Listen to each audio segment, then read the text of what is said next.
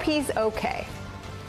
With those 3 words from the vice president overnight, she crystallized the state of the race. Frankly, more specifically, the state of the Trump campaign. After a town hall, if we're still calling it that, we're certainly not around here, that was meandering and bizarre and uncomfortable to watch, and devolved into a listening party of Donald Trump's favorite tunes. An event that for many people raises more questions about the ex-president's stability and his ability to handle anything outside of what's been planned for him inside his bubble. Last night, Donald Trump told his supporters to go out and vote on January 5th. That happened. He took just a few questions from North Dakota Governor Kristi Noem of dog-killing fame in front of a pre-selected audience. And of course, it wouldn't be a Trump event without Donald Trump going on a long diatribe about the fictional character Hannibal Lecter.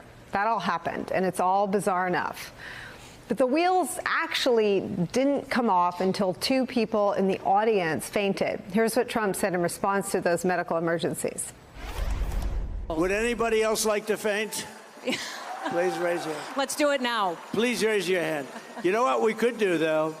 If my guys can do it, how about we'll do a little music. Let's make this a musical fest. Oh, looky, looky. Oh, that's great. That's great. Because it's nice and cool outside, right? Yes. It's nice and cool. Why don't we do, and I mean this, if my guys can hear me, 2 things. Put up the chart, my favorite chart. My all-time favorite chart. And let's listen to Pavarotti sing Ave Maria. Because 22 days to go, that's what everybody does, right? Well, there's more. A few minutes later, Trump threw his hands in the air. No more charts. He gave up. No more questions. Watch. Let's not do any more questions. Let's just listen to music. Let's make it into a music. Who the hell wants to hear questions, right?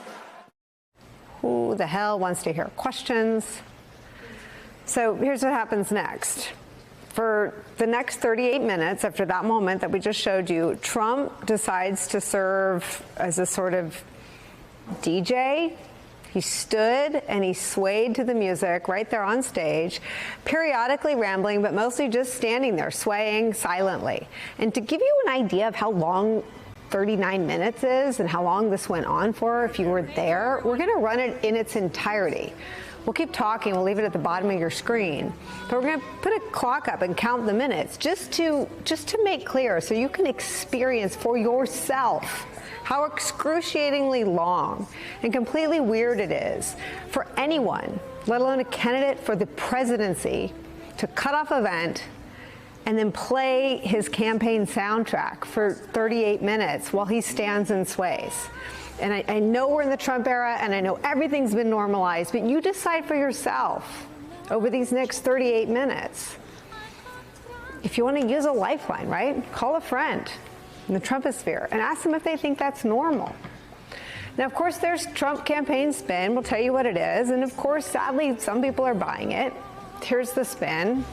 That this, which we're going to run for 38 minutes, was a, quote, love fest. That's what the campaign said about it. Now, keep in mind that is the same term Trump used to describe January 6th.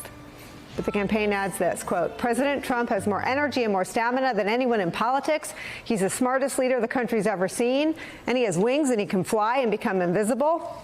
You can decide which part of that they didn't actually say. North Korean state TV couldn't have done this any better, this thing that happened last night, for 39 minutes with the cameras rolling. Now, despite the spin, which, again, sadly, some people have accepted and simply repeated, the questions about what's actually going on with him and his mental acuity are multiplying and seeping through a little bit. Just today, CNBC said that Donald Trump was going to come on for an interview, but he canceled. And here's what happened at what he did do today. It was a sit-down at the Economic Club of Chicago. Should Google be broken up?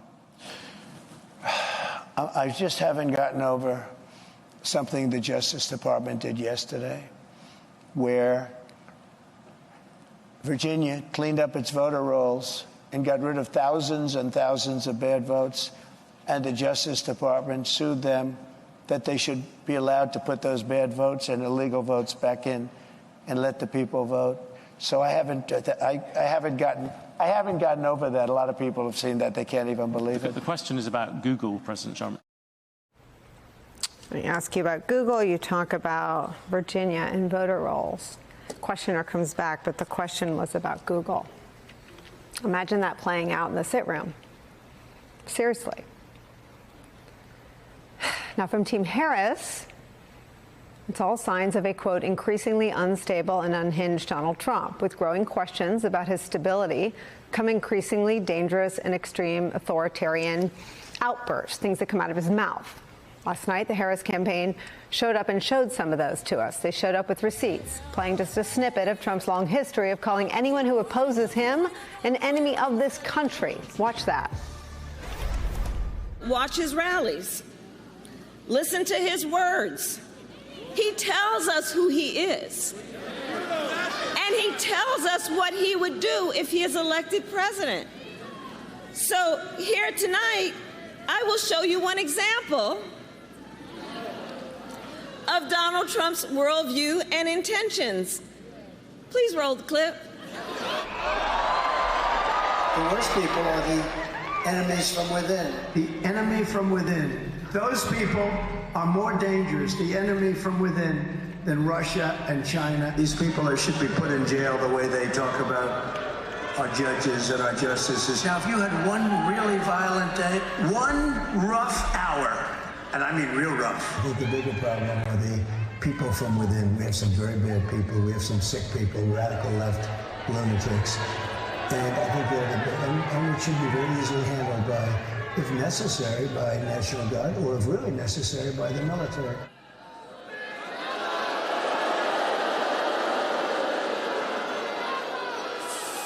So you heard his words. You heard his words coming from him. He's talking about the enemy within Pennsylvania. He's talking about the enemy within our country, Pennsylvania.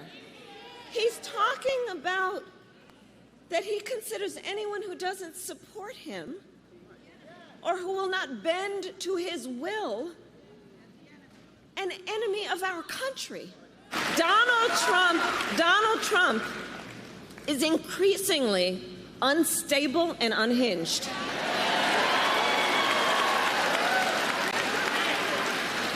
And he is out for unchecked power. That's what he's looking for. He wants to send the military after American citizens. He has worked to prevent women from making their own health care decisions and threaten your fundamental freedoms and rights, like the freedom to vote, the freedom to be safe from gun violence, the freedom to breathe clean air and drink clean water, the freedom to love who you love openly and with pride. It's where we start today. The starkness of the choice in 22 days. We don't get to decide who anyone will vote for, but we will do our best to make this choice as clear as possible. And it turns out so will Vice President Kamala Harris. Joining us today, some of our favorite reporters and friends, Carol Leonnig, national investigative reporter for The Washington Post. Also joining us, writer and editor for Protect Democracy, Amanda Carpenter's here. The former senator and host of MSNBC's How to Win 2024 podcast, Claire McCaskill's here, and former congressman and MSNBC political analyst David Jolly is here as well. David Jolly, I start with you. I'm just going to deal with the elephant in the room. There's a lot of angst in the pro-democracy coalition about the tight state of the polls. My counsel, I guess, to anyone sharing their angst with me is do something. That's a fair reaction. And to quote Michelle Obama, do something. But here's what you can't do. You can't complain about the Harris campaign. Because what Vice President Kamala Harris is doing is she's going there. She's putting his both instability and his unhinged statements in front of the electorate and the press and saying, you decide. Again, everybody gets to exercise their own right and freedom to vote for now. You know, we can talk about whether that remains the choice in 22 days if Donald Trump prevails. But here's the choice. And I want to ask you first to weigh in on the 39 minutes. What did you see, and what do you think the voters saw? Well, first, Nicole, this is why your audience loves you. I promise you, because what you're doing is exactly what you just said, putting it in front of the American people, how unstable Donald Trump is and how bizarre he is, certainly as a candidate right now, but what that would translate to if he were to return to the White House. And I find this week one of the most unsettling, honestly, in the past 8 years of Donald Trump, when he talks about using the military against political opponents. That is, yes, Donald Trump. Maybe we've grown used to it. Maybe we've not. That even seems like he's acknowledging something further than he has done before. But it also reflects the support of 48% of the country. And I think what's so unsettling is it arguably reflects a deep political rot in the United States, even arguably a cultural rot. Sure, you can forgive a large portion of the 48% as maybe low information or medium information voters, but what about all of those Republicans who know better? What about all the elected Republicans on Capitol Hill, all the county chairs? Your nominee just said that he wants to use the military to go after political opponents. This is real. We're 3 weeks away. And I think what you heard from Vice President Harris there at that rally is actually going to be her closing message. Because this is yes, about policy, and certainly post-Dobbs, there are a lot of people ready to vote to reject Donald Trump for what he did with Dobbs. But I'm not sure the final question on people's mind needs to be about policy. And I think Vice President Harris knows that as well, which is why she played those clips at her own rally. I would also say it plays to her most gettable, persuadable voters, which are Republicans. I think you're going to see Vice President Harris take this message to more and more Republicans and say, can you really support a Republican nominee who suggests using the National Guard, the military, to go and round up political opponents in the United States? Because you're 3 weeks away from having to answer that question.